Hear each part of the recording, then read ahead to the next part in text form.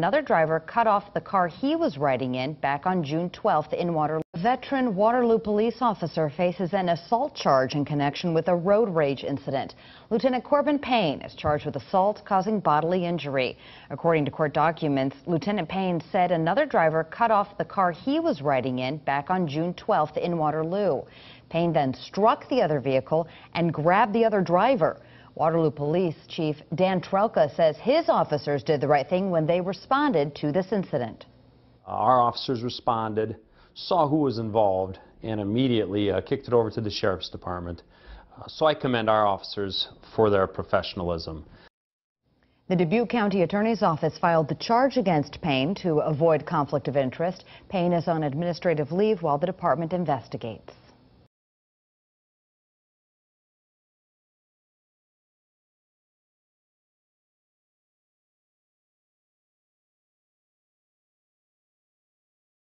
Waterloo officer appeals demotion in road rage incident.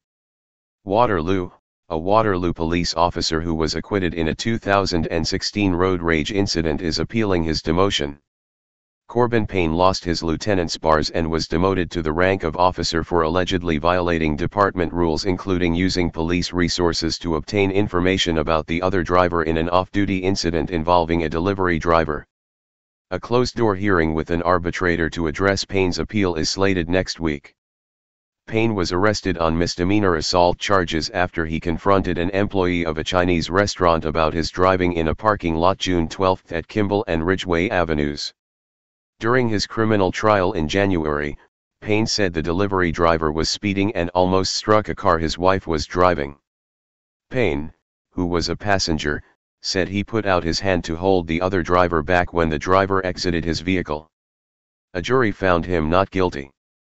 Following the trial, Payne was interviewed by a police captain as part of an internal affairs investigation in January and met with Chief Dan Trelka on the matter February 10. In a 13-page disciplinary report issued February 13, Trelka said Payne's conduct met the threshold for termination because of violations of rules concerning unbecoming conduct and unsatisfactory performance and because of prior incidents. But Trelka opted for demotion because of Payne's 21 years of service. The demotion was effective February 21. In the report, Trelka took issue with the fact Payne confronted the driver instead of calling dispatchers to send on-duty officers. He noted Payne had been drinking and didn't identify himself as a police officer until after the matter became physical. Trelka also wrote Payne's courtroom testimony that he was trying to keep the driver in the vehicle after seeing him make furtive movements was contrary to police training that calls for making a person exit if the officer believes there could be a weapon in the vehicle. The chief also criticized Payne for leaving the scene before on-duty officers arrived and then calling dispatchers to obtain information about the delivery driver. Get news headlines sent daily to your inbox. Email. Sign up. At trial, Payne said he left in an effort to de-escalate the situation. In the report, the chief countered Payne hasn't been to annual de-escalation training since 2013. Trelka suggested Payne's phone call to dispatch could have violated the Driver's Privacy Protection Act, a federal law that prohibits the disclosure of personal information compiled by motor vehicle departments. According to the disciplinary report, the Iowa Department of Public Safety suspended Payne's access to such records after learning of the incident. Payne allegedly admitted to the chief he used police databases to find information on the delivery driver on several occasions, according to the disciplinary report. The disciplinary report also mentions two incidents in 2010. In one, Payne was suspended without pay for using unnecessary physical force against a youth in a holding cell at the police station in April 2010. The report alleges the contact was similar to that in the 2016 incident. The second incident involved an argument at a Clear Lake bar in May 2010. In that case, Payne was allegedly rude toward Clear Lake officers, refused to provide identification, refused to follow their instructions and threatened to file a complaint, claiming he knew the department's chief.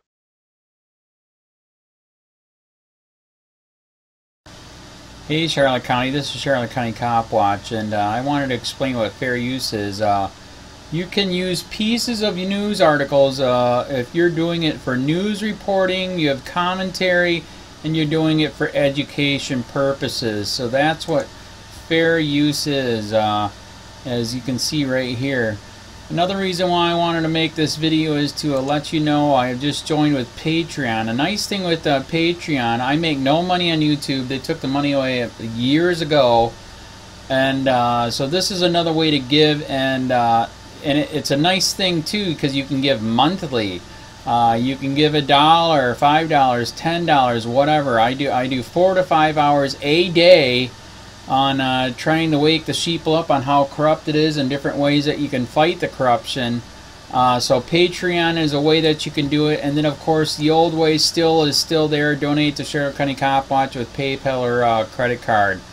So keep that in mind. 4 to 5 hours a day. I make no money, but the corruption happened to me and I'm sick of it, so I'm trying to wake people up. But my wife would love it if some, if we could get some help out there. There's 47,000 subscribers. Just think if each one of you subscribers just gave a, let's say, actually, yes, $1 a month. 47,000 subscribers gave $1 a month. That would be awesome. That's not going to happen. But anyways, that would be great if it did happen. But, do the math in your head. Just think about it. Like I said, 4 to 5 hours a day. I get no money from YouTube. YouTube has gone nuts. You can't do anything anymore. They're taking the money away everywhere. So these are a couple different ways that you can still help out with all this time that I put in. And as you know, I'm in a special situation where, at least I can do it, 4 to 5 hours a day. We have a cleaning company during the day. That's what allows me to do this, and we're debt-free. So this is my hobby. I don't go fishing and all that other crap. I try to save the world. So help me out to make the wife happy, man. In fact, if you guys did give $1 a day, and there was 47,000 of you, and you did it, and each of you gave $1, and that was every month, oh my God, yes, I could quit. I could start suing them. Another idea too that we have is, if I got, some funds, we could actually contact everyone that has been ticketed and or arrested and put in jail and start sending them postcards to let them know we're here, and to see if everything went all right, and if it didn't, find out their story. So we could even do more investigations and more lawsuits. Lawsuits take money. So just think about that. 47,000 of you so far right now. $1 a day. $1 a month on Patreon, or $5 a month Patreon, 10, 20, whatever. Just do the math in your head. Help out. This is a lot of work every single day. Thanks.